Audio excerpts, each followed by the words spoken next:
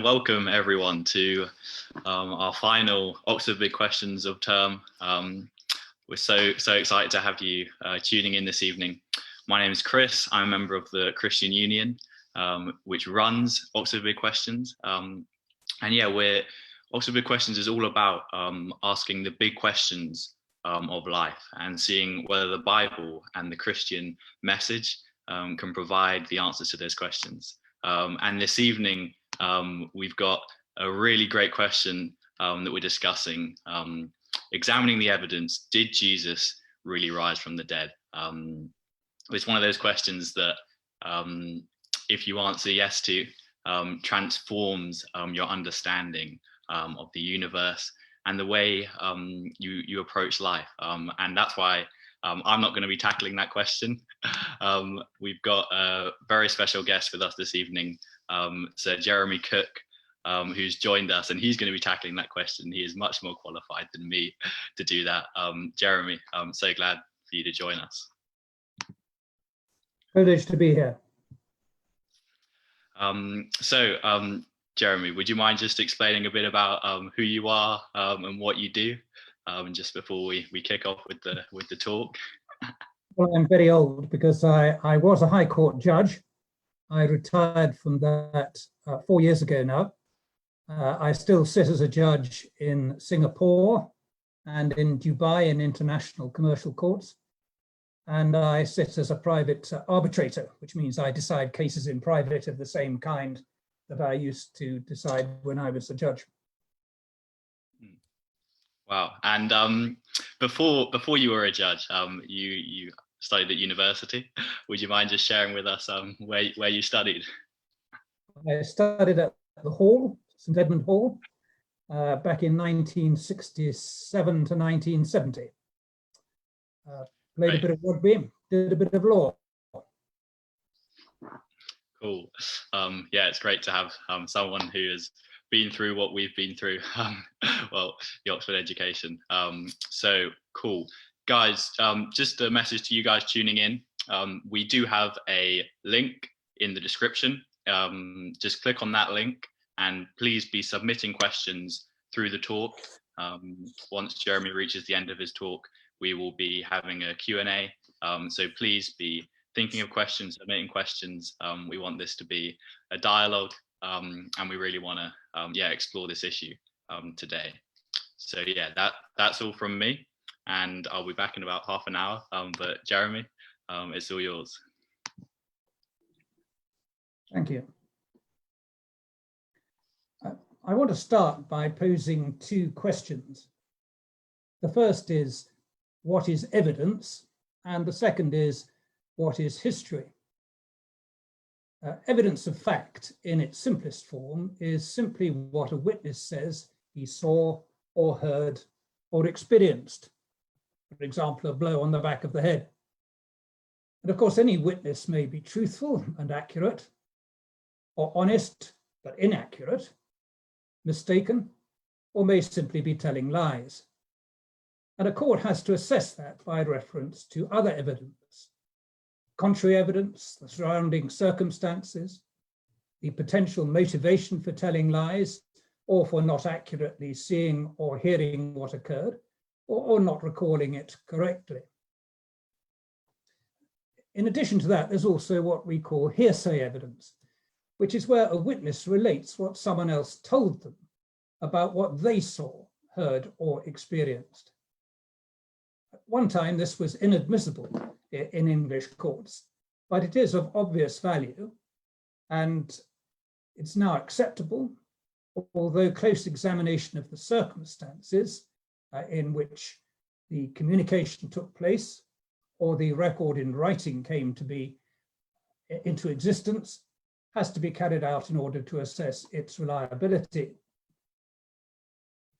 The court's task, whichever sort of evidence it's looking at, is to examine all the evidence in the round and reach a conclusion as to what it shows, to weigh it up and decide what really happened.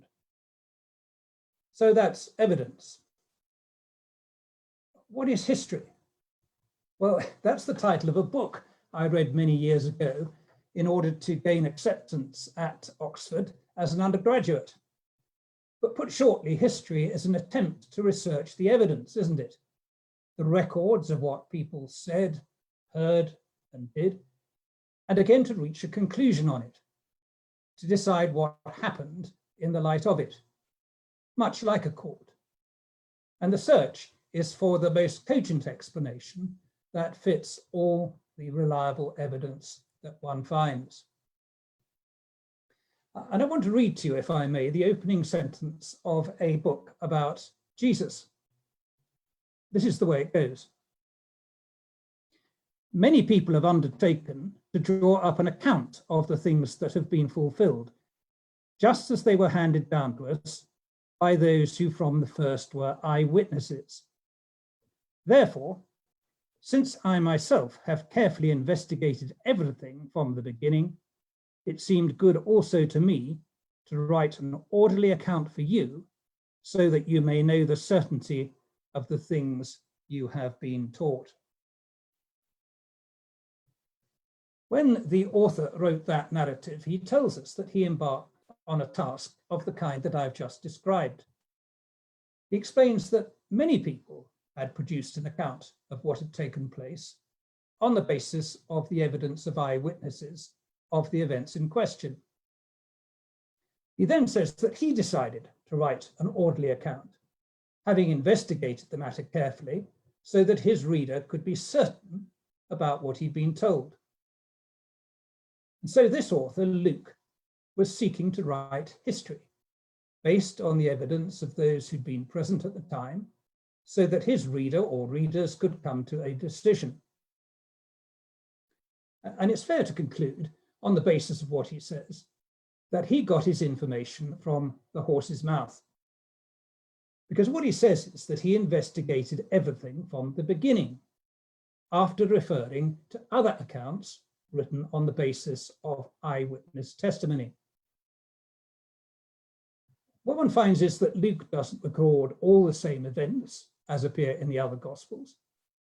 And I take it that that's because he records only what he was told by eyewitnesses, whereas Matthew and John record what they witnessed personally themselves. And Mark is thought to record what Peter told him he'd seen. But Luke's Gospel seeks to record evidence. It's intended as an historical record. When he came to write a second book, which we call Acts, he describes his first book as setting out what Jesus did and taught until the day he departed for heaven, after showing himself to be alive with convincing proofs. And Luke intends his readers to come away convinced about Jesus, about his teaching, about his life, his death, his resurrection, and his ascension. So he presents the evidence, and he considers it so compelling that his readers can be certain, convinced, they can be sure of the truth of what he says. In fact, it's the standard of proof we use in England for criminal cases. Juries are told they must be satisfied so that they are sure. So there's no need here for any suspension of disbelief. People in Palestine 2,000 years ago were not gullible simpletons who would readily accept that a man could, with just a word, heal people of disease, of madness, or calm storms, or raise the dead. Luke himself was a doctor, and he knew that when people died, they stayed dead. And yet he tells us a narrative about Jairus' dead daughter in his chapter 8, where Jesus refers to her as not dead, but asleep. And that's greeted with derisory laughter by those around because she was obviously dead. But Luke tells us that Jesus woke her from death. And it was because such events were so extraordinary that Luke invites the conclusion that Jesus is no ordinary man. And if there is evidence of a man whose ethical teaching is still considered the highest morality of any, who valued truth and decried two-faced hypocrisy, but who claimed to have supernatural origins and power, predicted that he would die and rise from death, and then claimed to have done so, then the evidence for that needs to be looked at. It has to be taken seriously and examined to see if there's anything in it. People then didn't think any more than people now that dead men ordinarily leave their tombs and walk and talk and invite others to touch them and eat and drink. They don't come and go through locked doors. Luke knows that this is quite extraordinary. But he invites his readers to examine the evidence for it. And though Jesus predicted it, Luke tells us that when it was first reported by a group of women that Jesus' tomb was empty and that he was alive, none of Jesus' immediate band of men would credit it at all. It was only when Peter reported that he'd met the risen Jesus, and when they encountered him for themselves, and he explained the significance of what had happened, that they both accepted its truth and realized that it made all the difference to their own lives. So my invitation is to examine the evidence. Examine the records in the Gospels and look for the best explanation. You could take the Gospels as the records of Jesus' friends who came to believe in him. But the question is, how do you account for Jesus and what he did? How do you account for his teaching and his character? How do you account for his claims? How do you account for the witnesses to that? What do you make of their character and their evidence? Did they lie? Were they mistaken? Or did they tell the truth? Truth was one of the highest values, and none of them was predisposed to believe in the resurrection. But with truth as a great value for them, they came to accept it and were in the end prepared to die to uphold their conviction of what it meant about who Jesus was. A neighbour of mine once came to an event of the same kind as this evening. It wasn't a virtual event, but we were discussing matters in a group together. And he said he was having trouble accepting that Jesus was God himself in human form, with authority to judge and to forgive, and to give a fresh start of life with God. And I asked him, well, who do you think he was? How do you account for him? Good question, came the reply. But he had no answer. And I suggest to you it's a question that needs an answer. When I used to direct juries in criminal trials in this country, I would say to them that they might never be able to answer every question that they had. There might be some questions of fact that could not be answered on the state of the evidence. But what they should do is evaluate the evidence on the critical issues. And I would say that they were entitled to draw inferences. That is to say, to come to common sense conclusions on the basis of the evidence that they did accept as reliable. Proceed, I would say, on the basis of the evidence. Put aside all preconceptions. Examine the evidence. And that's what I invite you to do. In particular, the evidence for the resurrection. In the time available, I can give you no more than a brief summary. There are plenty of books and talks with a fuller recitation of all the evidence. But what I'd like you to note first of all is simply this. There is no doubt that the tomb in which Jesus was buried was empty on the Sunday morning. The buried body was not there. Why do I say that? I say that because both those who accepted that Jesus had risen from the dead and those who were opposed to him, they both agreed on that fact. It was common ground. It was not in doubt. In Matthew's record, we find the chief priests putting out the story that the body of Jesus had been stolen by his followers. A story which, says the writer, was still what was being said by the Jewish authorities at the time he was writing, about 30 years later. And in 160 AD, what we find in a discussion between a Christian and a Jew that's recorded for us, in a debate, we find that this was still the official Jewish line then too. And so the position is this: anyone, everyone who was in a position to know, even those who sought to deny Jesus' resurrection, had to accept that the tomb was empty. And the best version of events that Jesus' opponents could put forward to explain that was the theft of the body by Jesus' disciples. I suggest this is highly significant because many ideas which people have come forward with since were not ones which anybody did put forward or could realistically put forward at the time. You can dismiss arguments that he wasn't dead, that he wasn't killed by a professional group of soldiers whose duty was to execute. No one began to argue that at the time. And of course, if the body had been there, it would have been produced by the Jewish authorities, and the story would have been quashed at the outset. It was recognized that there were only two possible conclusions, two possible explanations: either theft of the body or resurrection. So examine the evidence. Do so as a lawyer or an historian, but look for the most cogent explanation that fits all the facts to which the witnesses speak. Examine the gospel records and treat them as evidence to be assessed as such and weighed. So what do we have? We have Jesus put in a tomb, in a private burial area, in a garden belonging to a man called Joseph of Arimathea.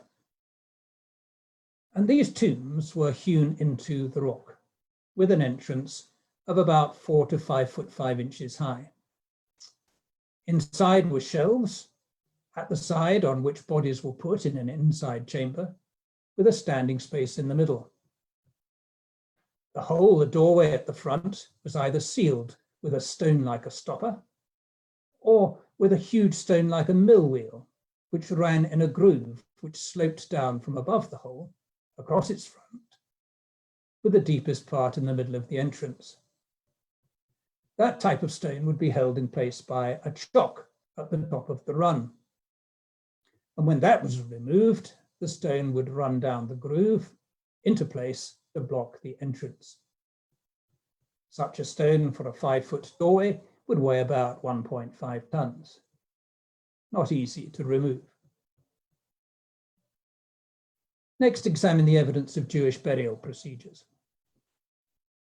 These involve placing the body in the burial chamber, straightening out the limbs with the feet towards the door, and a ritual washing of the body, followed by cleaning and cutting of the nails, whilst reciting verses of Old Testament scripture.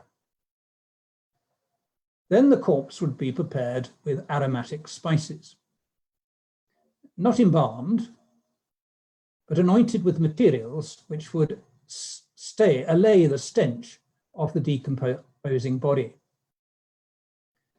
The two men, Nicodemus and Joseph, who got the body from the Roman governor, used about 75 pounds of spices, according to John's record. The corpse would then be wrapped in long white linen vestments. I've heard of several different ways of doing this, but there were at least 2, if not 3 garments involved, including a separate wrapping which went round the head. The spices would be taken and ground into a powder with aloes and mixed with myrrh, a form of gum from a tree. And these would be placed within the folds of the linen garments as they were wound round and round the corpse. And the effect of the myrrh would be to stick the layers of linen to one another and to the body itself. Examine the evidence next in relation to the guard. The chief priests and the Pharisees go to the Roman governor on the Saturday and ask for a guard to be placed over the tomb. Pilate says they can have a guard to make the tomb secure, and they do. They seal the tomb and they leave the guard in charge. Now, a standard guard unit of the Roman army consisted of between 4 and 16 men. Each was trained to protect 6 feet of ground, and 16 in a square should be able to hold 36 square yards against a battalion. This is not Dad's army.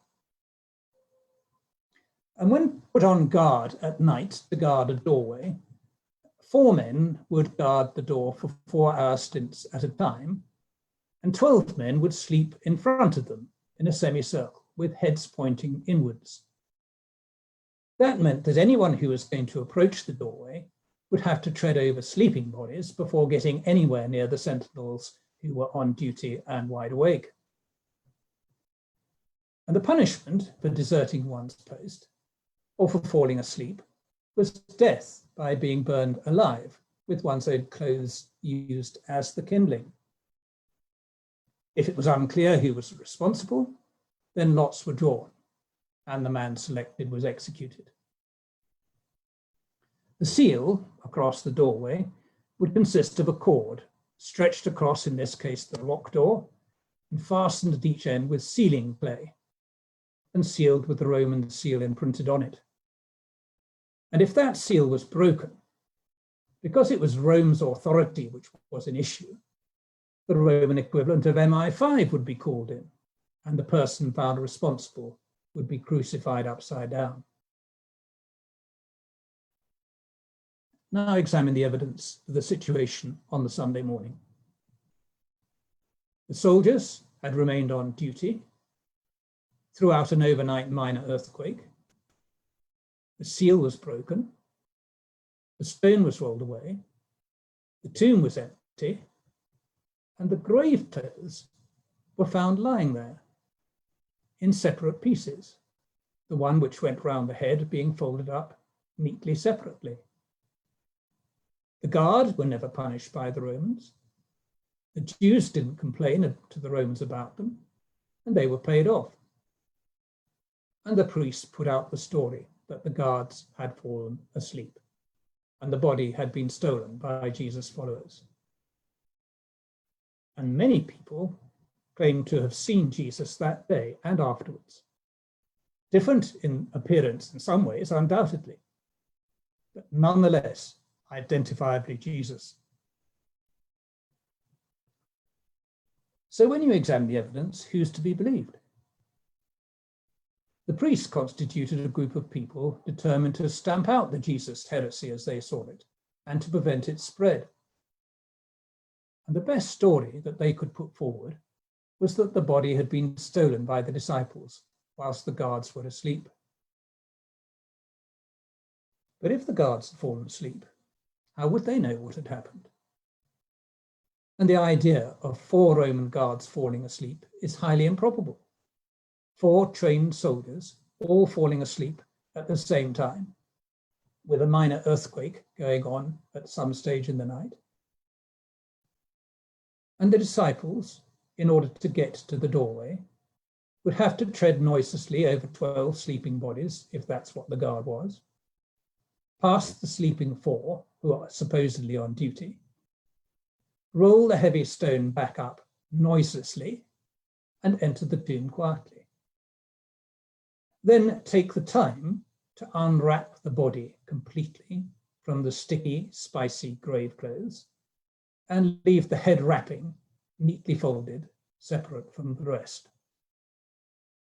Then, without noise, carry the naked corpse out past the still sleeping guard and disappear with it into the night, for it never to be seen again. And then start a story of a resurrection which they knew to be a total fabrication, persuading literally thousands of its truth within a matter of weeks, many of whom had been present at the festival when these events occurred. So examine the evidence. Think about the reliability of the witnesses whose records we have in the New Testament. These were people who followed the teaching of Jesus, in which truth was accorded the highest value, people for whom honesty and integrity was absolutely critical. None were expecting the resurrection. Most refused to believe the earliest reports, thinking it just women's wishful thinking, as they put it. That included Jesus' own brother, James, who was opposed to him during his lifetime. Thomas, the skeptic, who wouldn't believe unless he could actually touch Jesus for himself. And later, Paul, who went around killing Christians. None of them believed until each in turn met the resurrected Jesus. If this is a fabrication, it was a conspiracy involving a large number of people.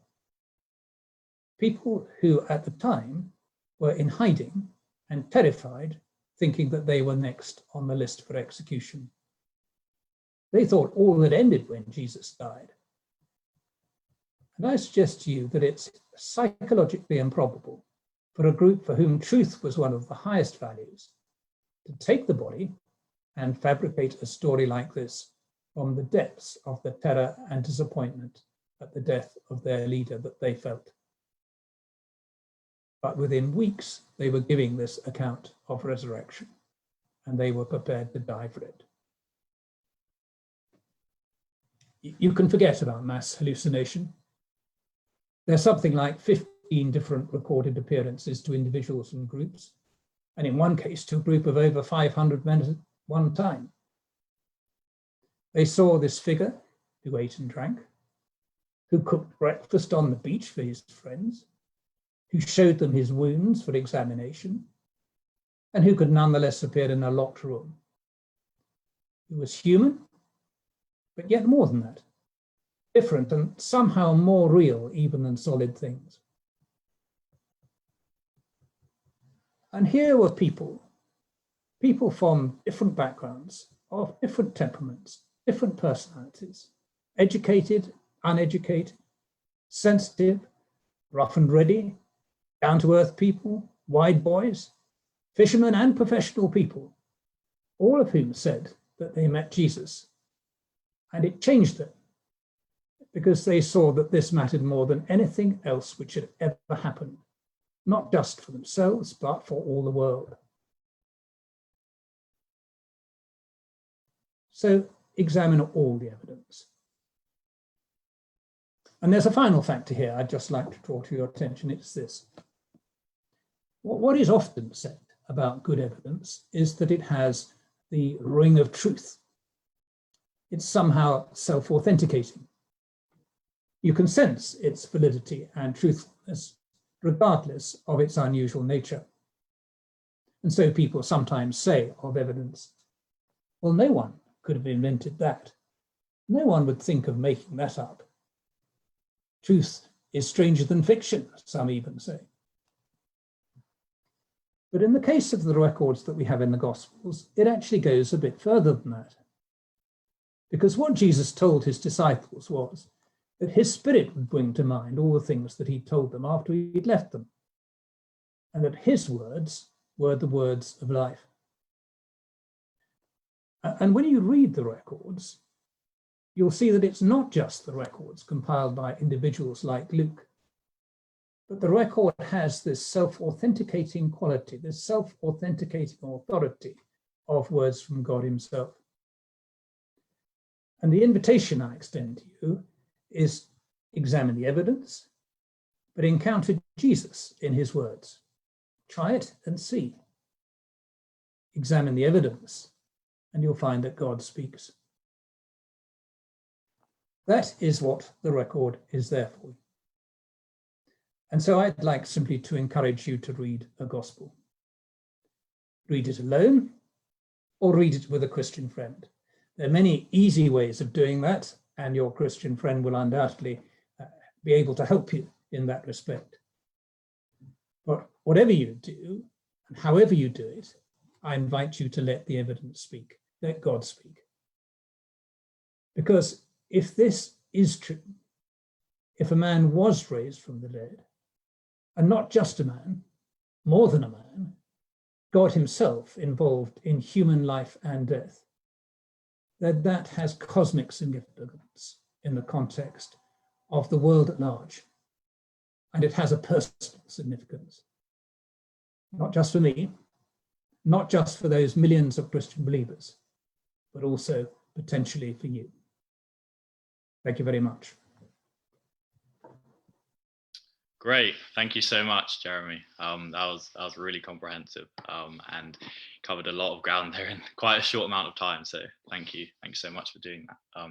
We have had quite a lot of questions already coming in, and just to say, guys, keep on firing them in. We'll be going through as many as we can, and yeah. So let's just kick right off with the questions, if that's all right. First question is that basically questioning the validity and veracity of the biblical accounts. And it says, can we really know that much about things that happened 2,000 years ago? It seems like most of this rests on a few scraps of papyrus from 100 years after the events. We're back to the question of what is history. No one doubts the existence of Julius Caesar, of Tiberius, who was the emperor at the relevant time. We have Roman records that show the existence of Jesus. You can read in Tacitus and Pliny about the large number of Christians who they had dealings with at the time they wrote, and about the Jesus they identify in their records as being executed in the time of Pilate, which we know from Roman records is between 26 and 36 AD. No serious historian doubts the existence of Jesus. And the evidence for Jesus and what he said and did is much more extensive than the evidence we have for any comparable figure of that time. And the records that we have, which people suggest are merely a few pieces of papyrus, are much more than that. If you doubt that, I'd recommend you to read a book. I can't take the time here and now to go through the details, but I'll hold it up. Here it is. Can We Trust the Gospels? Nice short book, but very compelling because it goes through the reasons why we can look at this and treat them as historical records. And when I extend the invitation to people to look at the evidence, I'm not inviting to accept them initially as infallible. I'm just saying, look at this as the record of what people said happened. Examine it for yourself and see what you think is the most cogent explanation for a man who undoubtedly taught what he did, because we have all his teaching, who said all these things about himself, because we have it. And we come down to this basic question: what's the explanation for him and for indeed the Christian church that's come about as a result? All these people who say they've encountered Jesus. Thanks so much for that. Another second question, which along the same lines, but I suppose there's the claim that you've been making that the biblical accounts are authentic, and the people who are recording them, Luke and Matthew and others, as you mentioned, are putting what they believe to be history. But could they have misinterpreted or misunderstood what they were seeing? And this question says that you say that people were rational thinkers back then, but surely believing in demons, for example, is irrational. How can we trust a source that talks about irrationalities like demons? Well, for Western society, that might seem a problem. But if you were a bit more culturally aware of the Middle East and Africa, I don't think you'd have the same difficulty at all. The idea of evil forces is very evident to those who live in those cultures. And one of the great things that sophisticated Western people have been deceived about is exactly this: to deceive themselves that there is no reality in evil forces. In the same way as people deny the existence of God, they also deny the existence of evil spirits. I really don't find that a very persuasive argument at all. And I suggest to you that basing things simply on your own immediate experience is not a very rational approach at all. You need to look at the evidence in other contexts as well. Great, thanks. The next question is about the gospel accounts that you referred to, and some of the evidence that they suggest. And it says, couldn't one or two of the first Christians have hallucinated the resurrected Jesus? And then their radical courage acted as the inspiration for others to believe. I mentioned the 15 or so separate occurrences that are recorded of people who met Jesus, including one that involved over 500 people at a time, of which Paul says, and many of these people are still alive at the time he was writing, so you could ask them. The idea of mass hallucination on this sort of scale is, to my mind, highly improbable. Of course, it's possible to invent all sorts of theories to explain away the resurrection. But the whole business of being a lawyer or an historian is to look at what is the most likely explanation, the one that fits all the facts. And I'm afraid hallucination doesn't seem to me to be a realistic possibility at all when you consider the number of people involved. And then when you actually look at the writings of those who were involved, what you see is a very high degree of rationality in the way they set out their material. It's done in a clever and topical way, exploring the various elements of the life and character of Jesus in order to explain what he said, who he was, and why he did what he did. It is not the record of madmen, of deluded people, or of people who would be likely to have hallucinations. These are not people who suffer from mental illness. That much is pretty plain just from a reading of their work. Great, thanks. Just to sort of explore evidence beyond the Gospels that you've referred to, there's a question that's come in and it says, is there any evidence of Jesus apart from the evidence from Jesus's own followers? Yes, well, I mentioned two Roman historians already, Tacitus and Pliny the Younger. There's also Josephus, the Jewish historian who collaborated with the Romans in the end. They all refer to Jesus. They're all hostile to him. None of them are followers of Jesus, but the reality of the man is not in doubt at all. They can see that. They refer to him as an historical figure who was executed, and they refer to this bunch of his followers who they regard as a slightly strange lot because they don't worship the gods that the Romans worshipped. And in particular, they wouldn't kowtow to the emperor as Lord. They would say simply Jesus is Lord, and wouldn't therefore observe the Roman rituals and indulge in the various religious rites that most people did. So, as I said before, no serious historian who's ever looked at the records doubts the existence of Jesus. It simply would be unhistorical to do so. There's a question that's come in, and it's quite a technical one.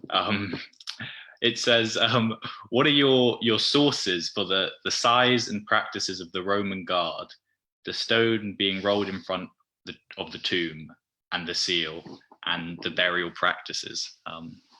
Probably from a historian. Well, that's an interesting question because it's a long time since I first gave this talk.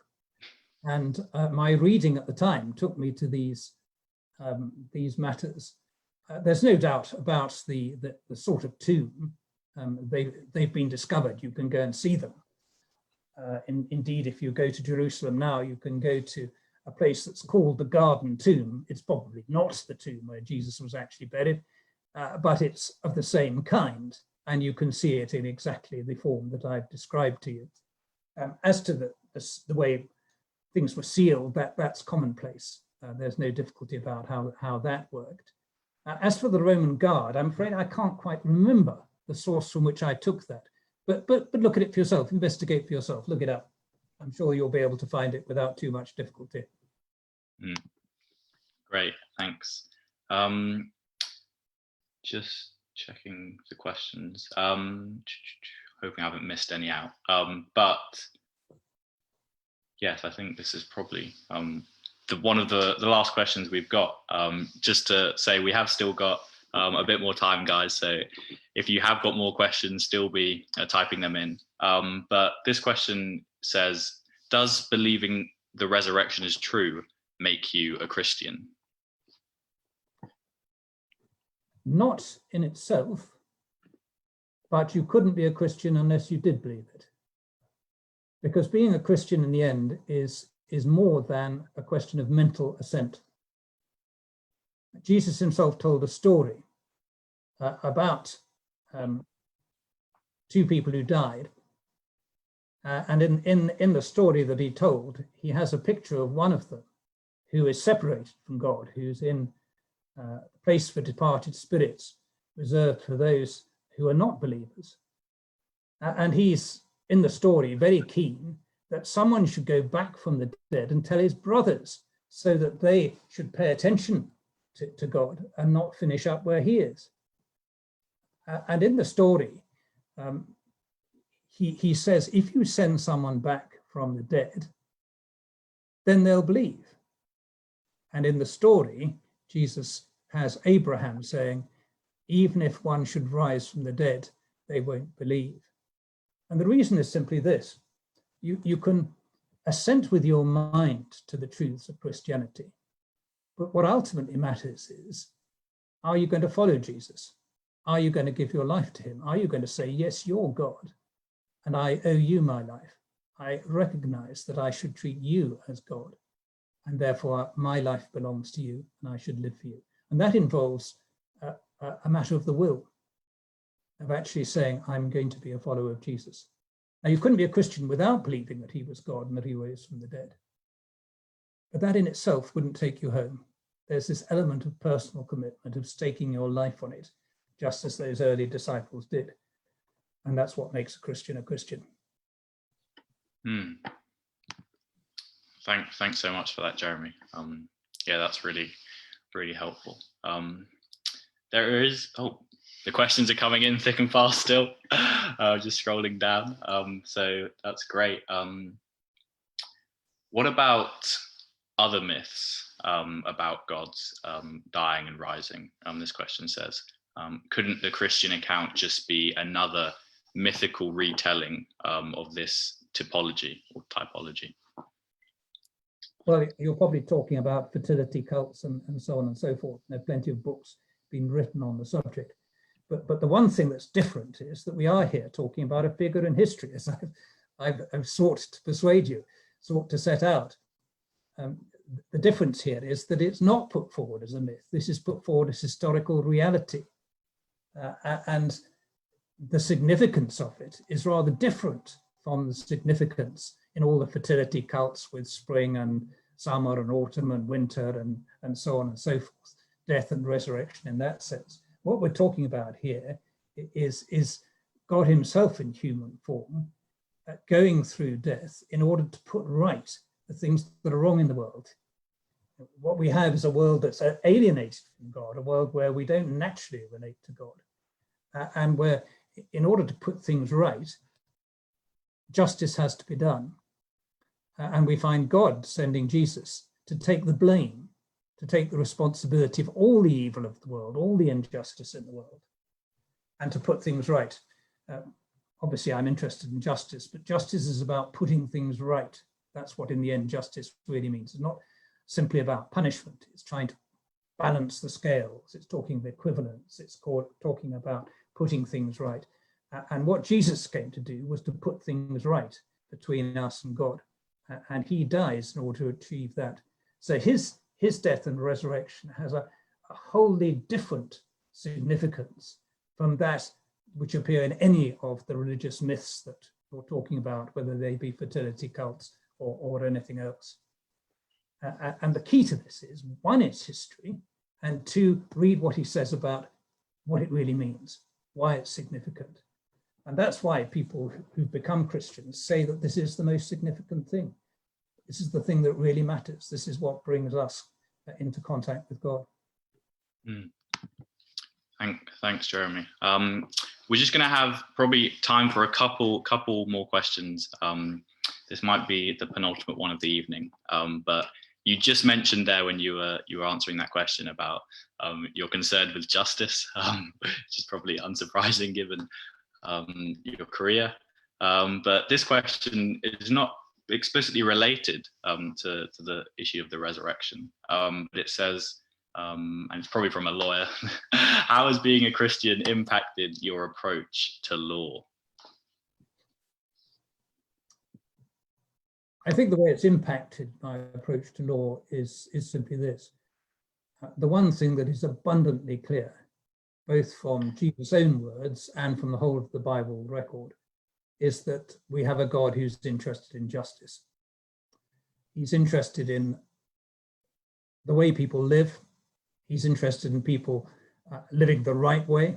He's interested in people relating to him, in relating to one another rightly in society.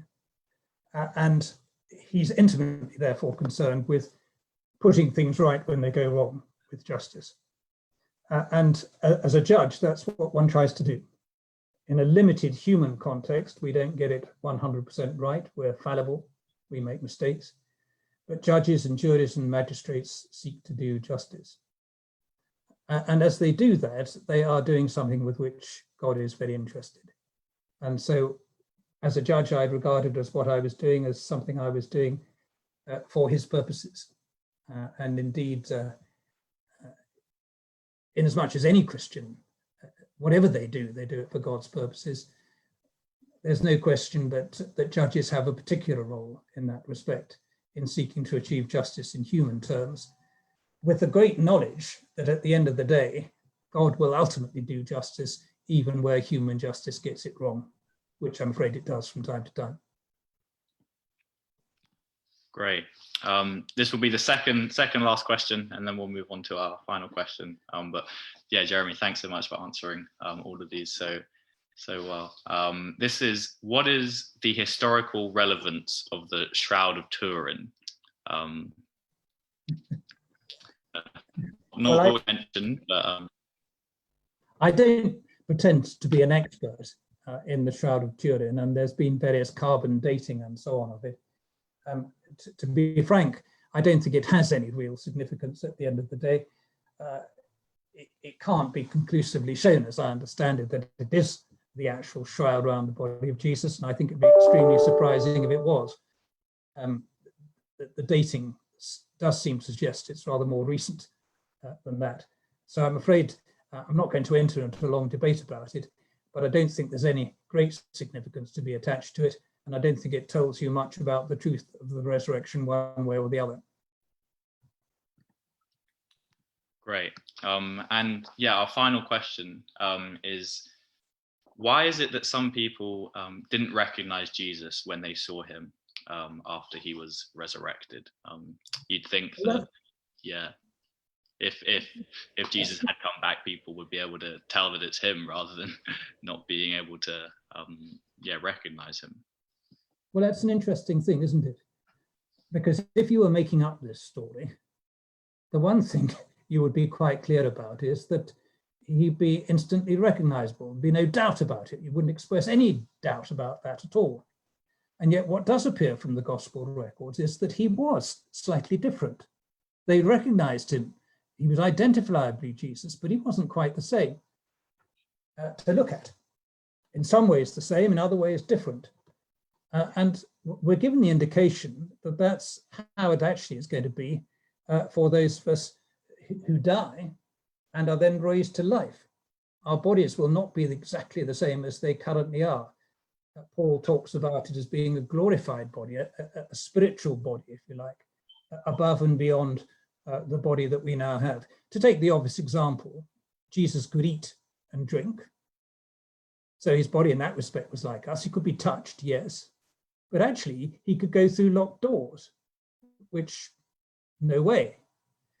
and his body had the marks on it of his crucifixion. And that again is interesting to see.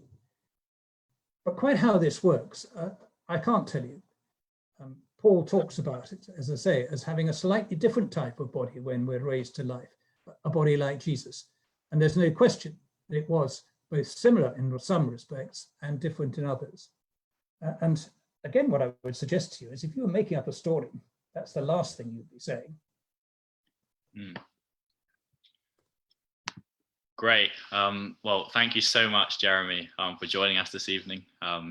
That was, yeah, really, really interesting talk. And thanks for engaging with all those questions.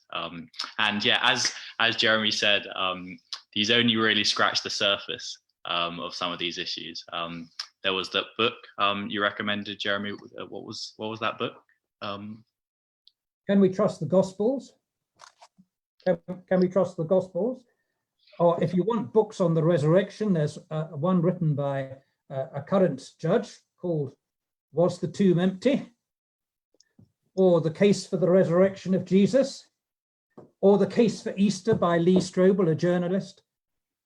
Go online, you'll find all these things, or ask one of your Christian friends. There are plenty of books out there to read about it, which go into the matters in greater detail than I've been able to tonight. And I invite you again to have a look at those. But better still, just read the records of the Gospels for yourselves and read it with another Christian if you can. I'm so glad you had all those books at arm's length, because we didn't have that planned. But yeah, once again, thank you so much, Jeremy. And just to all of you tuning in, if what you've heard this evening has maybe intrigued you, maybe you've thought, okay, maybe this Bible, maybe the Bible, maybe this Jesus guy, maybe he's actually worth thinking about, worth looking into more, then please continue to follow Oxford Big Questions on Facebook. We hold these events quite regularly. This is our last one of this term, but we do have videos in the archives from other talks this term. And also, can I just direct you to the search? The search is run by the Oxford Christian Union, and it's a great space to come and discuss issues to do with the Christian faith and to do with life in general in an open table discussion. It happens Monday evenings via Zoom at 7:30. Their final one is this coming Monday, so you'd be more than welcome to join. That's the search. Just type in the search online on Facebook, and it should come up for you. So yeah, that's all from us this evening. I hope you guys have a really good rest of your evening. Jeremy, I hope you have a good rest of your evening too. And yeah, it's been a pleasure. Thank you. Privileged to be here. Thank you very much.